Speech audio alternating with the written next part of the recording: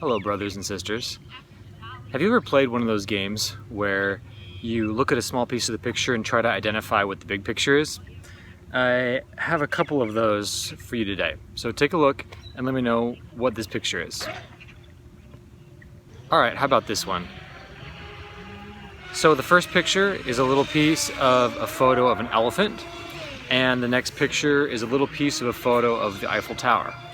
Now you might say that I cheated because I didn't show anything in the picture that was related to the main subject of the photo.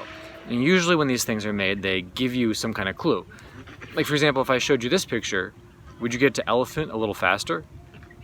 The version of the game that I gave you is a lot more realistic to what life is actually like. Usually we see a little tiny picture of something, and there's no reason that life has to show us what the big picture actually is.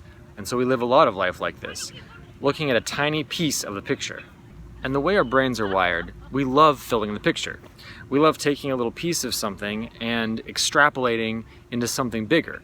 It's a real strength that the human mind has. But like many strengths, it can also become a weakness. So in a shadow time like right now, it's easy to imagine a lot of things happening with the current pandemic. We could imagine that it'll lead to a total dissolution of society, that everything's going to fall apart.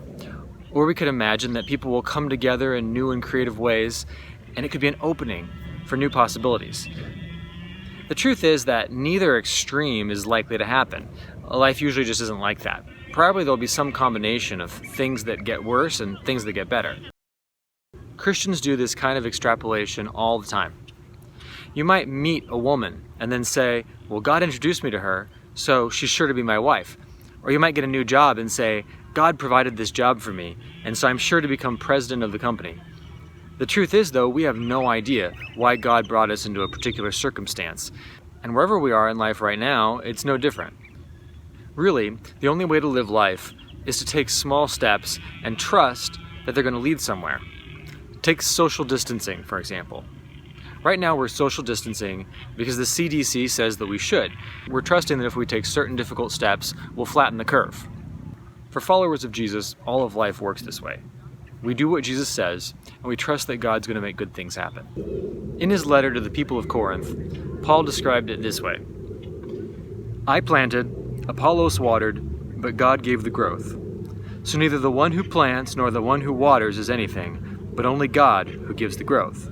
He's saying here that our job is to take the small steps that we can see and to trust that God's going to turn it into something. Instead of trying to rack our minds and come up with more and more detailed plans and figure out how everything is going to work, what if we look to the Spirit of God? What if we ask ourselves, what is it that the Spirit that's moving inside of us would have us do? In his letter to the people of Rome, Paul said this: To set the mind on the flesh is death, but to set the mind on the Spirit is life and peace. And those who are in the flesh cannot please God. But you are not in the flesh. You are in the Spirit, since the Spirit of God dwells in you. We look to the big picture and try to figure out how it's going to happen. We try to see all the steps along the way. But this passage tells us that maybe the answer is closer, in the Spirit of God that dwells inside of us. And as it turns out, one of God's favorite things to do is to show us one step ahead. Now, a lot of times, this feels constraining. Because of the way our minds work, we want to see the big picture. We want to feel comfortable that we know how everything's going to work. But let me ask you this question. Imagine yourself 5 years ago. Did you picture all the things that have happened in the last 5 years to lead to right now? Our perspectives on life are actually more narrow than we think. So in the run-up to the 2016 election, CBS News did a series of interviews with kids about what they would do if they were president. And of course, when children answer these kinds of questions, it's obvious how limited they are. One of them said she would spend all of her time in the kitchen of the White House cooking. Another said he would make his mother vice president of the United States. That adults come up with more sophisticated models, but really it's just a bigger version of the same thing.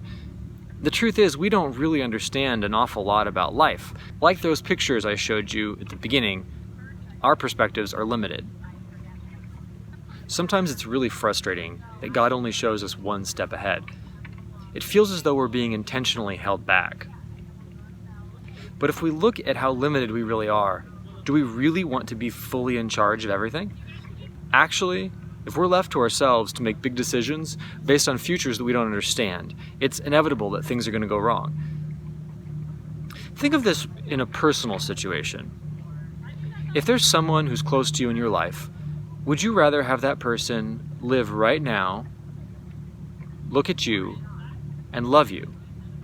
Or would you rather have that person come up with a grand plan for the next 10 years and make sure that you're doing exactly what you ought to be doing right now in that grand plan? If you're anything like me, you'd rather have the love. And this is what God offers. It's not a constraint that God only shows us one step ahead. It's a gift. It's like a concierge service through life, with God saying, you don't have to worry about how everything's going to come together. Just take this step, and I will lead you forward. So right now, the specific instruction that so many of us have is to be socially distanced. So do it. Trust that the people who study this kind of thing know what they're talking about. But more importantly, right now, focus on the Spirit and live in it. And if you do that, you'll be part of the plan that the Creator of everything is building one step at a time. Let's all focus there for now. Until next time.